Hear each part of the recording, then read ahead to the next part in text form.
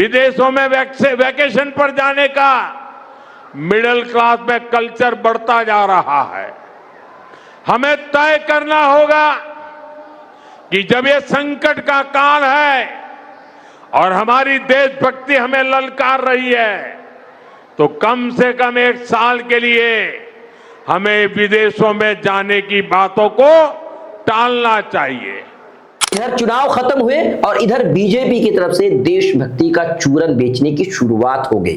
कल प्रधानमंत्री नरेंद्र मोदी जी ने लोगों से संबोधित करते हुए कहा कि विदेश न जाइए, एक साल तक विदेश न जाइए, पेट्रोल डीजल का इस्तेमाल कम कीजिए, एक साल तक सोने की खरीद मत कीजिए। घर में कोई भी फंक्शन हो, शादी हो, विवाह हो, कोई मतलब नहीं, आपको एक साल तक सोना नहीं खरीदना है। खाने का जो तेल है उसका इस्तेमाल कम करना है। जो खाद आप अपनी जमीन पर डालते हैं फसलों के लिए, उसका इस्तेमाल कम करना है। ये सारी बातें नरेंद्र मोदी जी कहते हुए ये कहते हैं कि देशभक्ति हमें ललकार रही है, विदेशी मुद्रा को बचाना है, देशभक्ति ललकार रही है। बिल्कुल देशभक्ति ललकार रही है और देशभक्ति के लिए लोगों को करना चाहिए। लेकिन सवाल यहां पर यह है कि इलेक्शन से पहले ये सब बातें कहां थी? जैसे इलेक्शन खत्म हुए, चुनाव का जो रिजल्ट है वो जैसे आया, आप सारी बातें कहते नजर आ रहे हैं। आप ये कह रहे हैं कि पेट्रोल डीजल का इस्तेमाल कम करना, क्यों? क्योंकि ईंधन की किल्लत है।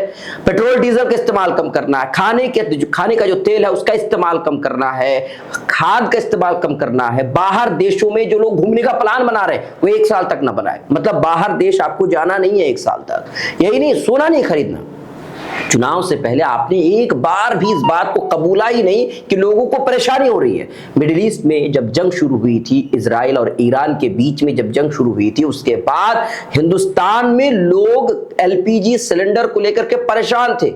किल्लत इतनी हो गई थी कि लोग लाइनों में लगे हुए थे, सुबह के 3 बजे जाकर के लाइन लग रहे थे। लेकिन आप तो कह रहे थे नहीं, सब कुछ ठीक है, सब चंगासी, किसी तरह का कोई मसला नहीं है। लोग लाइनों में लगे लगे बेहोश हो गए। कितने लोगों को कितनी परेशानियां हुई लोग ही जानते हैं। और आज भी अगर बात करें तो जो छोटा वाला सिलेंडर होता है, अगर इसमें कोई 1 केजी या 2 केजी गैस डलवाने जाता है तो उनको दिक्कत यह होती है कि 1-1 केजी की कीमत 200-300 रुपए केजी है।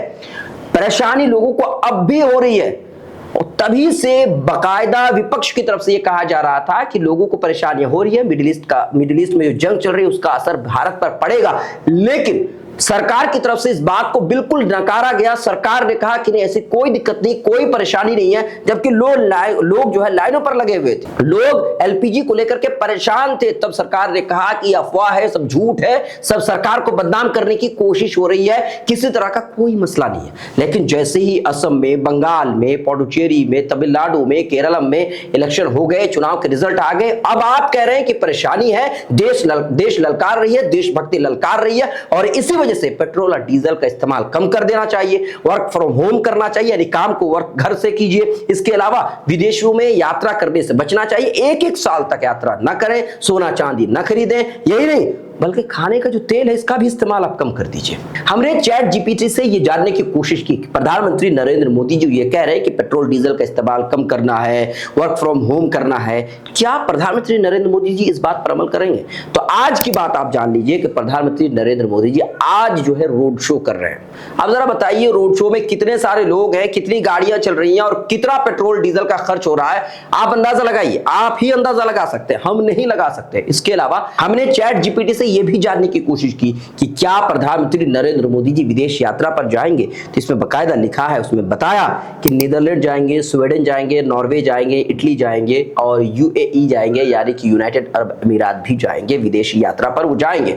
अब जाहिर सी बात है प्रधानमंत्री नरेंद्र मोदी जी काम से ही जाएंगे, लेकिन लोगों को ये कह रहे हैं कि भाई लोगों को पेट्रोल डीजल कम इस्तेमाल करना चाहिए, खाने का जो तेल है वो इस्तेमाल कम करना चाहिए। इस बात को लेकर के विपक्ष के जो नेतागण है वो लगातार प्रधानमंत्री नरेंद्र मोदी जी पर कटाक्ष करते नजर आ रहे हैं। राहुल गांधी ने लिखा है कि मोदी जी ने कल जनता से त्याग मांगे, सोना मत खरीदो, विदेश मत जाओ, पेट्रोल कम जलाओ, खाद और खाने का तेल कम करो, मेट्रो में चलो, घर से काम करो।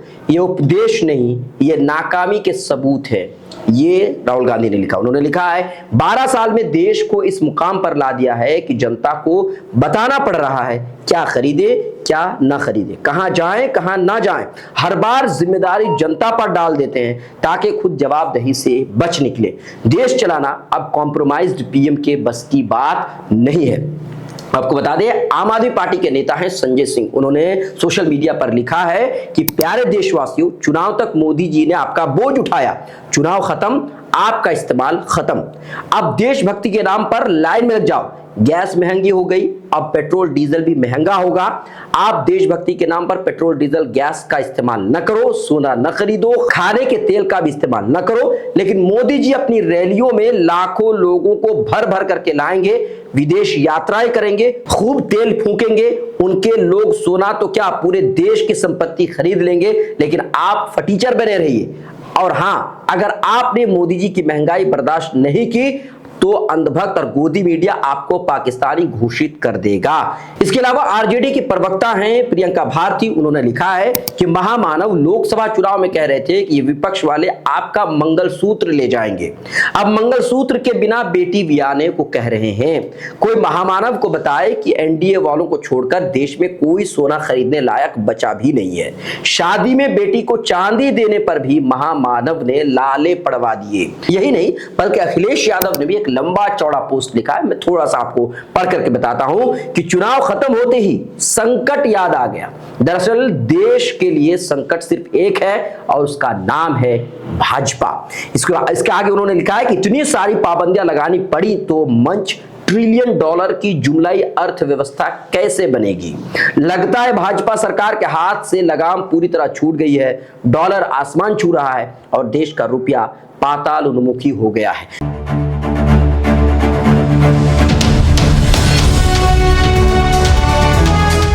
ट्रू रिपोर्ट्स, सच आप तक।